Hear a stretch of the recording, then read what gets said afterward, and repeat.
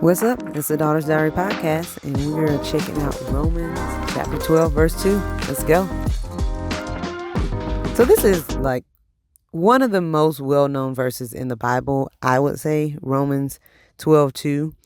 Don't copy the behavior and customs of this world, but let God transform you into a new person by changing the way you think.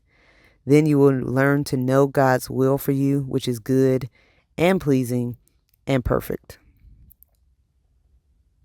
Romans 12:2.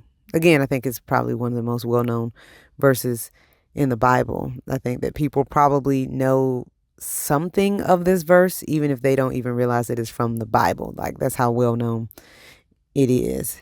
And so, in summation, there is really a lot to unpack about this verse. But since I'm trying to stick with my 5-minute rule, in summation, it's saying, in other words, be different. Like, be different and embrace being different.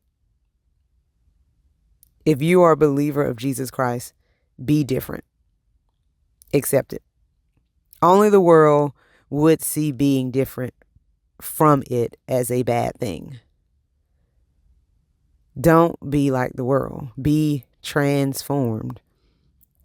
Don't just act brand new. You know, like you used to say, like, man, he acting brand new. Like, he don't want to hang out with us anymore. She brand new. She too good for us. Nah, this ain't about that. Don't just act brand new. Be brand new, because Jesus has literally changed you. Like, you are transformed. You are a new person. So, yeah, like, maybe I don't hang out with you anymore because I am a transformed person. And perhaps if you pursue Christ and become transformed as well, our paths will cross. But yeah, like, be different. That's what it's saying.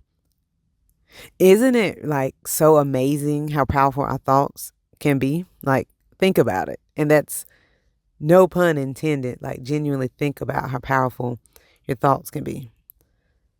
Like, this verse says God transforms you into a new person by changing the way you think. Your thoughts make you the person that you are. But when God changes those thoughts, he changes you.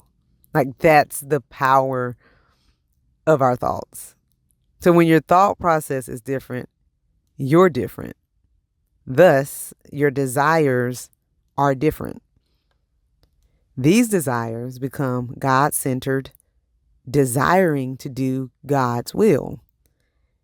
And what is God's will? That which is good, that which is pleasing, and that which is perfect. If you want to be different, just start with the basics.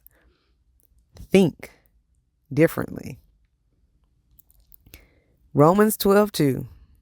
Don't copy the behavior and customs of this world, but let God transform you into a new person by changing the way you think. Then you will learn to know God's will for you, which is good and pleasing and perfect. And I think a big thing that believers wrestle with is knowing God's will for their lives. And to be simple, I mean, God's will is for you to love him, pursue him, to live a life that's pleasing to him, and point others to him and share the gospel and the beauty of who he is.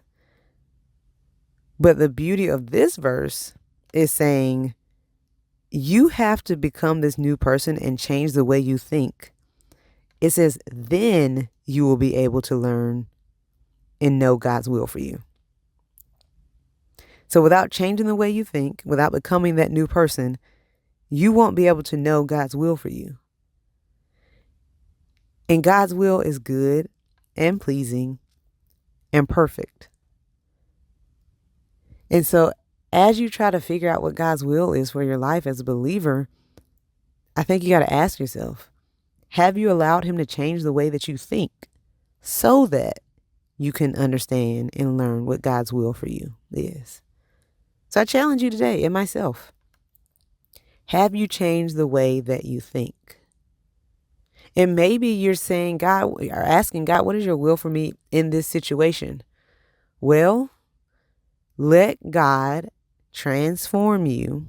Let God change the way you think about that situation so that He can begin to speak into that situation and speak into you about His will that is good and pleasing and perfect in relation to it. Romans 12:2. You've been listening to the Daughter's Diary podcast. Be sure to like, share, and subscribe. For more information, you can visit our website at www.achanelmore.com. There, you'll find blogs, a store, more podcasts, and tips. Thank you for your time.